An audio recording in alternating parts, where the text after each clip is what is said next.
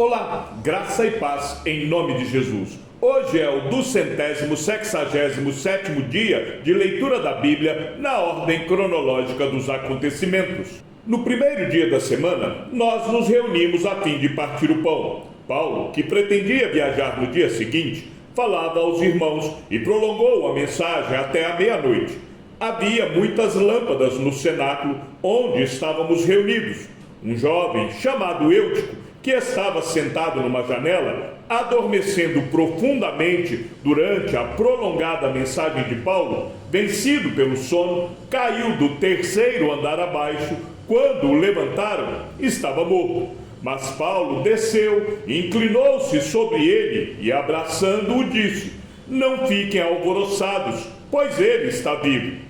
Subindo de novo, Paulo partiu o pão e comeu, e lhes falou ainda muito tempo, até o amanhecer, e assim partiu. Então conduziram vivo o rapaz e sentiram-se grandemente confortados. Nós, porém, prosseguindo, embarcamos e navegamos para Assos, onde devíamos receber Paulo, porque assim nos havia sido determinado, devendo ele ir por terra.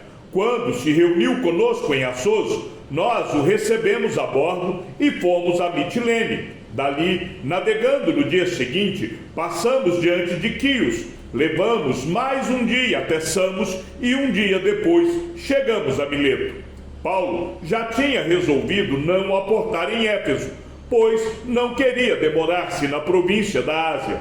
Ele tinha pressa, pois queria, caso lhe fosse possível, passar o dia de Pentecostes em Jerusalém. De Mileto, Paulo enviou uma mensagem a Éfeso, pedindo aos presbíteros da igreja que se encontrassem com ele. E quando chegaram, Paulo lhes disse: "Vocês sabem como me conduzi entre vocês em todo o tempo, desde o primeiro dia em que entrei na província da Ásia, servindo o Senhor com toda a humildade, com lágrimas e com as provações que me sobrevieram pelas ciladas dos judeus.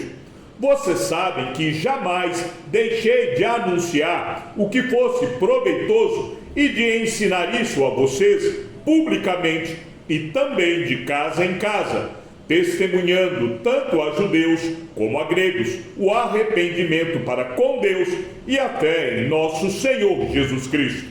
E agora, impelido pelo Espírito, vou para Jerusalém, não sabendo o que ali vai me acontecer, exceto que o Espírito Santo, de cidade em cidade, me assegura que prisões e sofrimentos estão à minha espera. Porém, em nada considero a vida preciosa para mim mesmo, desde que eu complete a minha carreira e o ministério que recebi do Senhor Jesus, para testemunhar o evangelho da graça de Deus. E agora eu sei que todos vocês, em cujo meio passei pregando o reino, não mais verão meu rosto. Portanto, no dia de hoje testifico diante de vocês que estou limpo do sangue de todos, porque jamais deixei de lhes anunciar todo o plano de Deus. Cuidem de vocês mesmos e de todo o rebanho, no qual o Espírito Santo os colocou como bispos, para pastorearem a igreja de Deus, a qual ele comprou com seu próprio sangue. Eu sei que depois da minha partida, aparecerão no meio de vocês lobos vorazes, que não pouparão o rebanho, e que até mesmo entre vocês se levantarão homens falando coisas pervertidas, para arrastar os discípulos atrás de si. Portanto, vigiem, lembrando que durante 3 anos, noite e dia, não cessei de admoestar, com lágrimas, cada um de vocês.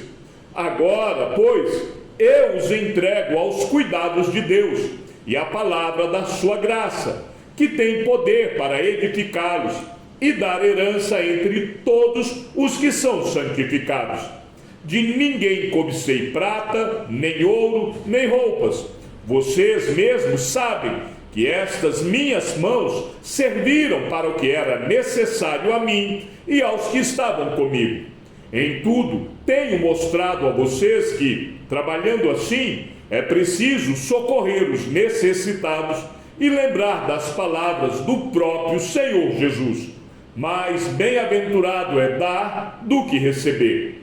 Tendo dito isto, ajoelhando-se, Paulo orou com todos eles. Então houve grande pranto entre todos, e abraçando Paulo, o beijavam, entristecidos, especialmente pela palavra que ele tinha dito, que não mais veriam o seu rosto. E eles o acompanharam até o navio. Erasto ficou em Corinto, e deixamos Trófimo doente em Mileto. Paulo, apóstolo de Cristo Jesus, pela vontade de Deus, e o irmão Timóteo, a igreja de Deus que está em Corinto, e a todos os santos em toda a Acaia. Que a graça e a paz de Deus, nosso Pai, e do Senhor Jesus Cristo estejam com vocês.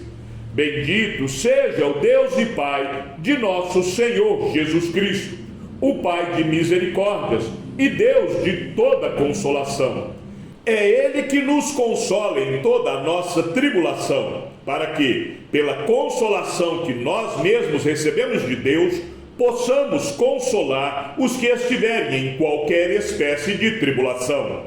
Porque, assim como transbordam sobre nós os sofrimentos de Cristo, assim também, por meio de Cristo, transborda o nosso consolo. Se somos atribulados, é para o consolo e a salvação de vocês. Se somos consolados, é também para o consolo de vocês. Esse consolo se torna eficaz na medida em que vocês suportam com paciência os mesmos sofrimentos que nós também suportamos. A nossa esperança em relação a vocês é sólida, sabendo que, assim como vocês são participantes dos sofrimentos, assim também serão participantes da consolação. Porque não queremos, irmãos, que vocês fiquem sem saber que tipo de tribulação nos sobreveio na província da Ásia. Foi algo acima das nossas forças, a ponto de perdermos a esperança até da própria vida. De fato, tivemos em nós mesmos a sentença de morte, para que não confiássemos em nós mesmos, e sim no Deus que ressuscita os mortos, o qual nos livrou e ainda livrará de tão grande morte. Nele temos esperado que ainda continuará a nos livrar, enquanto vocês nos ajudam com orações a nosso favor, para que, por muitos, sejam dadas graças a Deus a nosso respeito, pelo benefício que nos foi concedido por meio da súplica de muitos. Porque a nossa glória é esta, o testemunho da nossa consciência de que, com simplicidade e sinceridade de Deus, não com sabedoria humana, mas na graça divina, temos vivido no mundo, especialmente em relação a vocês, porque nenhuma outra coisa escrevemos para vocês, a não ser aquilo que vocês leem e entendem, e espero que vocês entendam completamente, como também já nos entenderam em parte, que seremos a glória de vocês, assim como vocês também serão a nossa glória no dia de Jesus, nosso Senhor. Com esta confiança, eu queria primeiro ir encontrar-me com vocês, para que tivessem um segundo benefício. Queria, ao passar por aí, dirigir-me à Macedônia, e da Macedônia voltar a encontrar-me com vocês, sendo então encaminhado por vocês para a Judéia. Ora, ao querer isso, será que agi com leviandade? Ou, ao tomar decisões, será que decido segundo a carne? De modo que haja em mim, simultaneamente, o sim, sim e o não, não? Mas, como Deus é fiel, a nossa palavra dirigida a vocês não é sim e não, porque o Filho de Deus, Jesus Cristo, que foi anunciado entre vocês por nós, isto é, por mim, Silvano e Timóteo, não foi sim e não. Pelo contrário, nele sempre houve o sim, porque todas as promessas de Deus têm nele o sim. Por isso, também por meio dele se diz o amém, para a glória de Deus por meio de nós. Mas aquele que nos confirma juntamente com vocês em Cristo e que nos ungiu é Deus, que também pôs o seu selo em nós e nos deu o penhor do Espírito em nosso coração.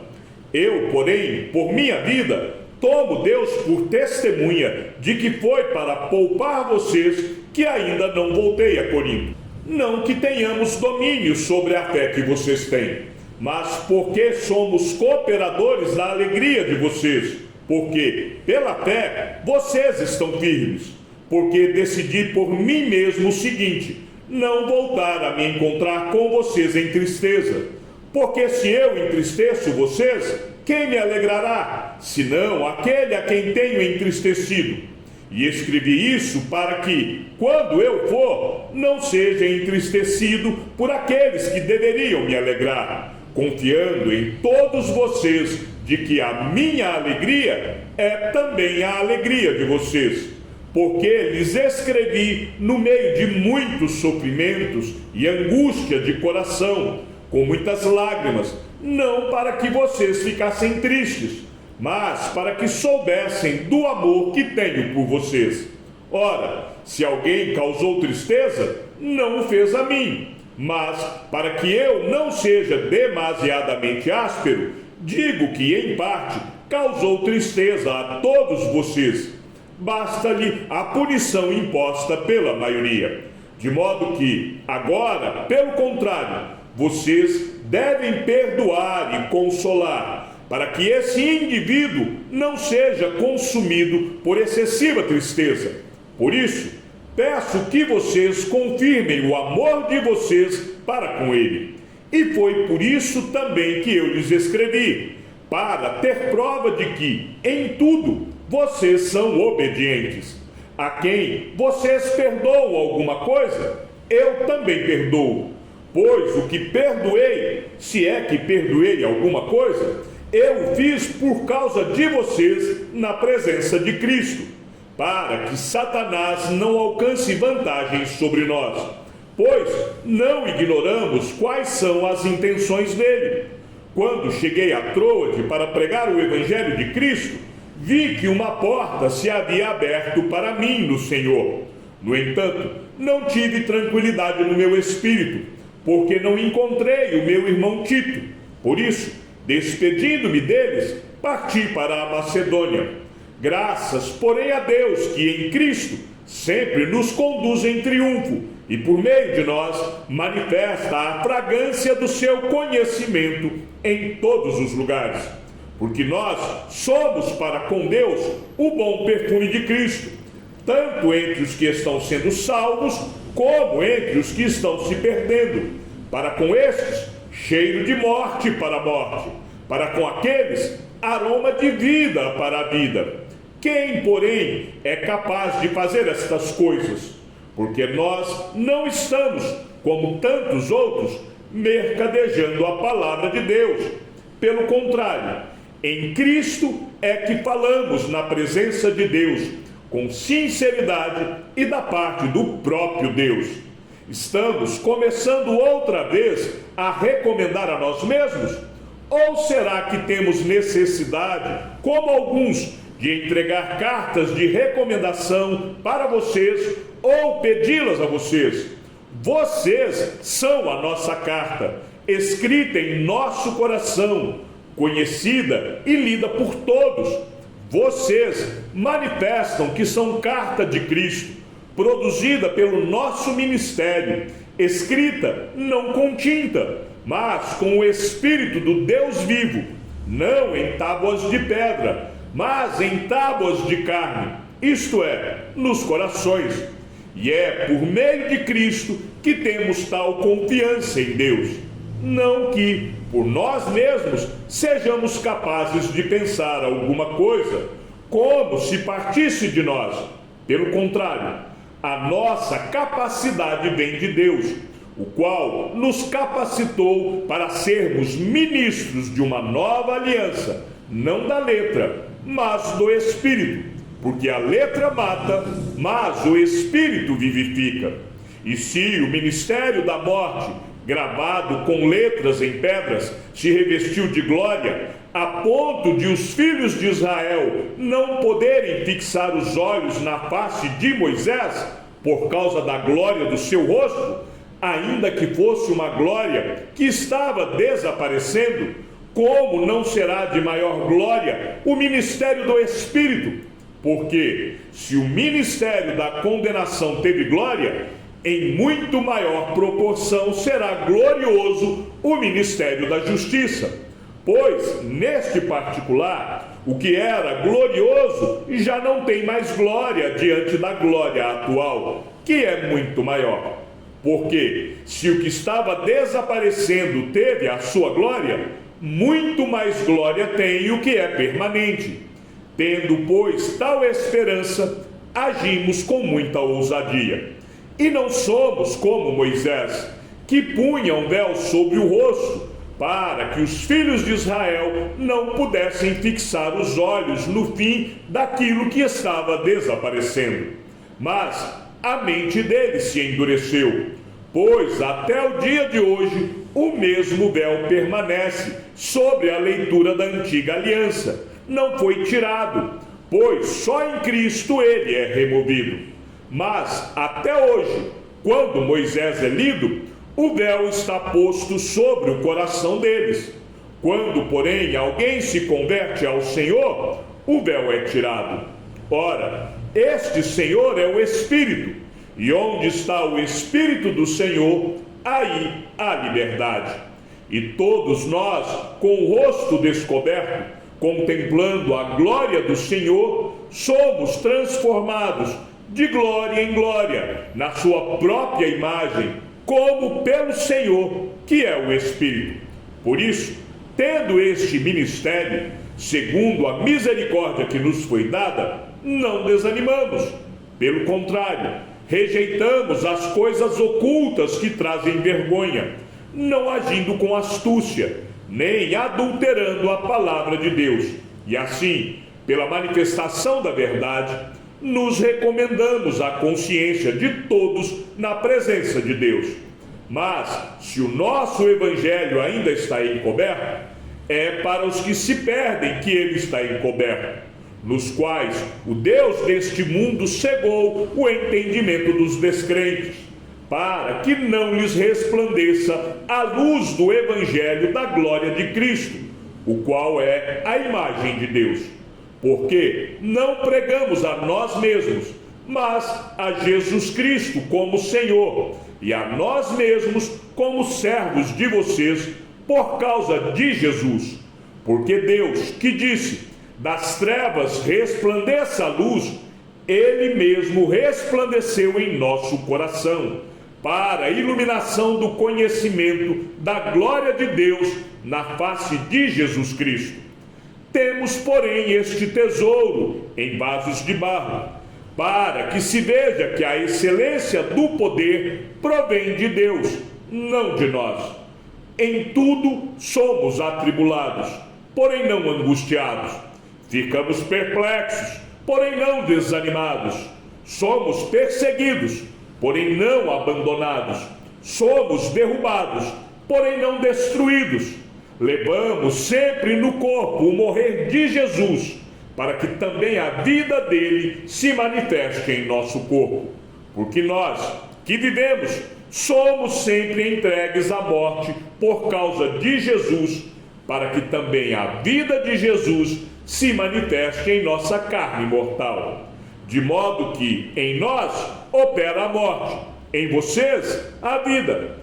Tendo, porém, o mesmo espírito de fé, como está escrito, eu criei, por isso falei. Também nós cremos, e por isso também falamos, sabendo que aquele que ressuscitou o Senhor Jesus, também nos ressuscitará com Jesus e nos apresentará juntamente com vocês. Porque tudo isso é para o bem de vocês, para que a graça, multiplicando-se, torne abundantes as ações de graças por meio de muitos, para a glória de Deus. Por isso, não desanimamos. Pelo contrário, mesmo que o nosso ser exterior se desgaste, o nosso ser interior se renova dia a dia, porque a nossa leve e momentânea tribulação produz para nós um eterno peso de glória acima de toda comparação, na medida em que não olhamos para as coisas que se veem, mas para as que não se veem, porque as coisas que se veem são temporais, mas as que não se veem são eternas. Chegamos ao fim da leitura de nosso 267º dia. Que o Senhor seja com o teu espírito e que a graça seja com todos os que amam sinceramente a nosso Senhor Jesus Cristo. E ao Deus único e sábio seja dada toda a glória, e que a sua vida seja sempre para mais em Cristo Jesus. Um forte abraço e até amanhã, se assim o Senhor nos permitir.